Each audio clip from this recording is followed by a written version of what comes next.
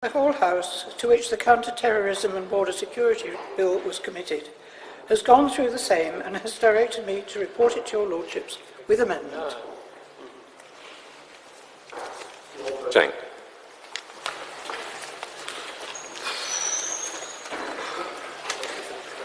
My Lords, the Cameroon is in the grip of a humanitarian disaster that threatens to affect it and indeed the whole region.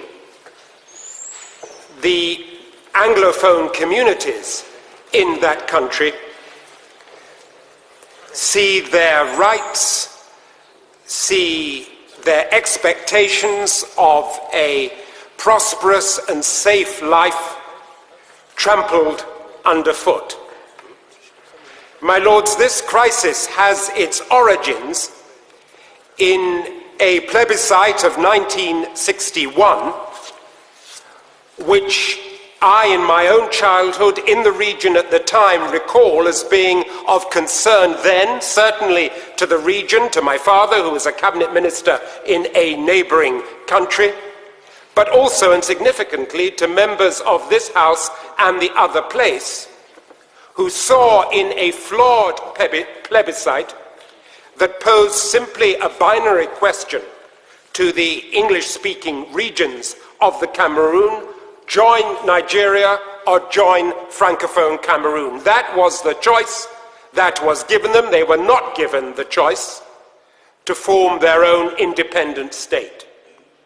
My Lords, we live with the legacy of that plebiscite in the plight of the peoples of the Cameroon and the English-speaking peoples of the Cameroon in particular to this day.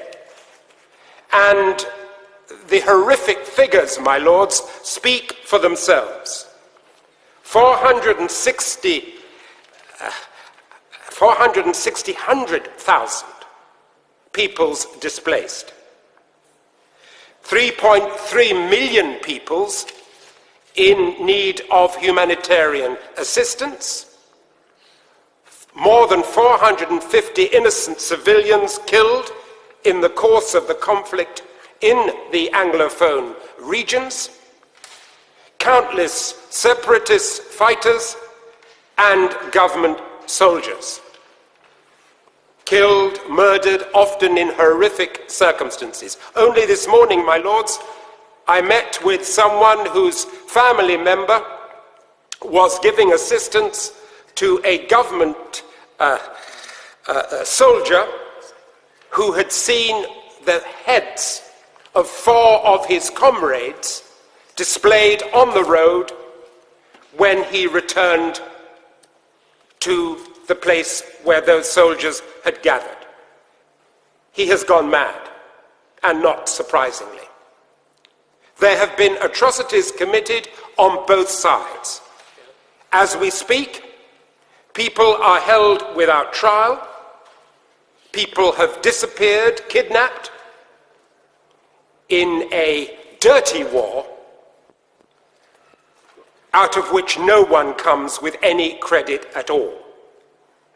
And the question is, my Lords, what is to be done? And the answer has to be, surely we have to engage. We've had and heard numerous expressions of concern by Her Majesty's government. Concern is welcome, my Lords, but concern is not enough. The time has come to engage with some specific purpose.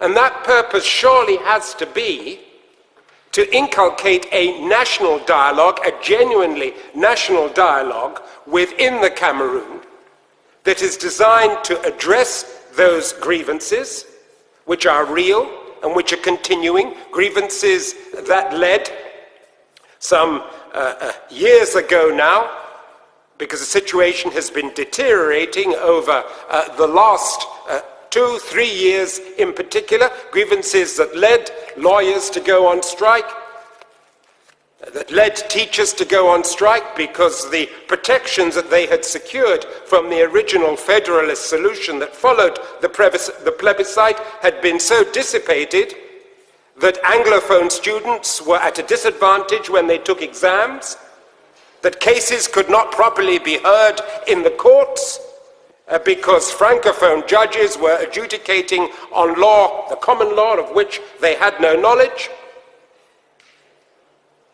in languages which were improperly translated. All of that led to the increasing marginalization of the English-speaking peoples of the Cameroon. In no other country in the world is an English-speaking linguistic minority discriminated against and disadvantaged as they are in the Cameroon. And how can this House, regardless of its historical responsibilities, as the holders of the mandate, which led to the creation of a federal Cameroon after independence, regardless of our responsibilities there, how can we stand by to see English peoples discriminated in this way? But equally, how can we stand by with the universal right that we are obliged to accept, the rights of people to protection? How can we stand by and allow this to happen? So what we hope to hear from the government tonight are the practical measures that they are going to take in order to address this issue. We have, my lords, an excellent High Commissioner in the Cameroon. How is that High Commissioner to be supported by additional resource?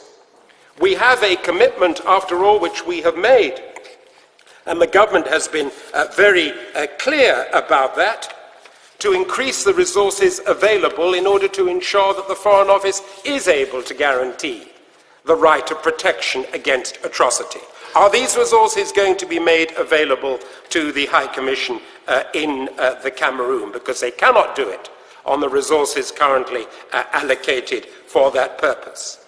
There is upcoming, later on this month, an Anglophone General Conference in the Cameroon, organized by the Cameroonian religious leaders, scheduled for the 21st and the 22nd of November.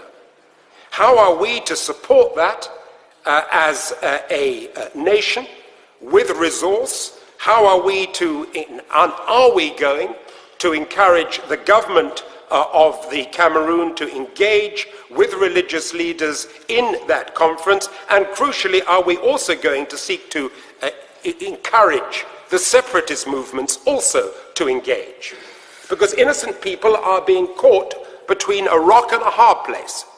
The separatists on the one hand, who terrorize them, the government on the other, who also terrorize them and who at the same time fail to protect them. My lords, let me declare an interest in this particular concern. I chair two charities that are currently working in the Cameroon. The Minister of State for Africa, rightly in my view, referred to the long-standing friendship between our peoples, the British peoples, and the Cameroon, and the fact that we are partners in the Commonwealth.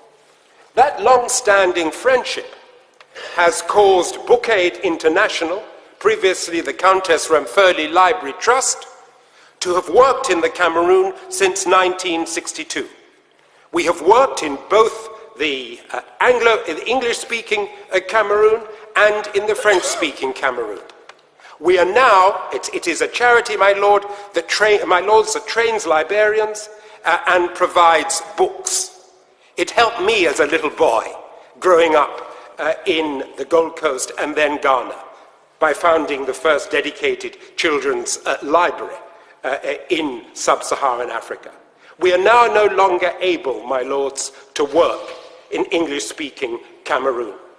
Such is the impact on education in those provinces. Similarly, my lords, I chair the International Council of the Duke of Edinburgh's Award. We have had a long-standing relationship with the Cameroon.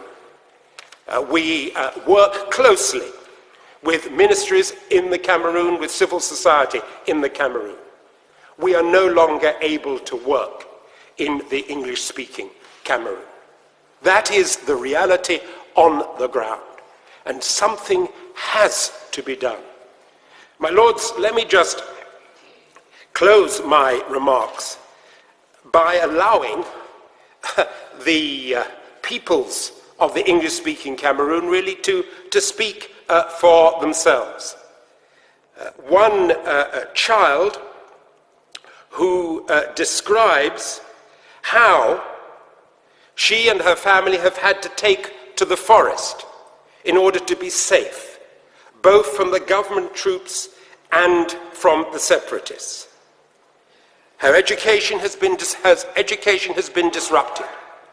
She has no access to what we would expect any child to have. This is what she says: "I will not be able to go back to my village and school, which have been burnt down.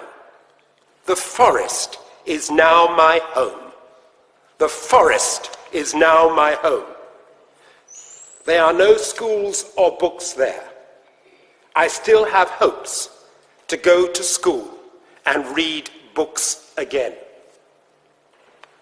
My lords, Book Aid International, with the support, we have no government support, we don't ask for government support.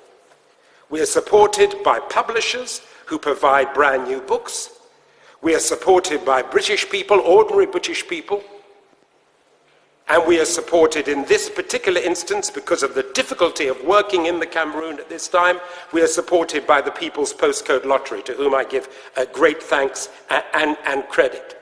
As a result of that, we are able to send, and have sent now, 5,000 brand new publisher-donated books to be distributed, not as they normally are, through schools, through libraries, but to be distributed in the forests, on the roads, in the camps and places where these displaced children are. And to be distributed, it must be said, with the aid of brave local partners. And the churches, my lords, are in the forefront of this. And this is what one bishop has to say: "We believe that we can give these children hope in a hopeless situation. Dreams should not end because there is strife and conflict. But unless we right the wrongs now for these children so they can learn today, there will be no tomorrow for them and their communities. There will be no tomorrow for them and their communities." How, my lords, I ask this of the government, are we to support the Commonwealth or the Africa Union to hold the ring in the national conversation that the President of the Cameroon has promised in order to address these long-standing grievances and current abuses of human rights on all sides? How is Her Majesty's government going to support the Commonwealth and the African and/or the Africa Union, and what resources are they going to make available for that purpose? It will not be enough to call upon them to do something unless we actually give them the resources, unless within the councils of the Commonwealth, the Ministerial Council, we exercise the political will to which the people of the Cameroon are entitled to look to Her Majesty's government to exercise. My lords, we have a choice. We cannot revisit the wrongs of yesteryear in the plebiscite, in the flawed referendum and all of that, in the withdrawal from imperial responsibility. We cannot revisit that to any useful purpose. But what we can do is to assure that these children and these communities do have a tomorrow.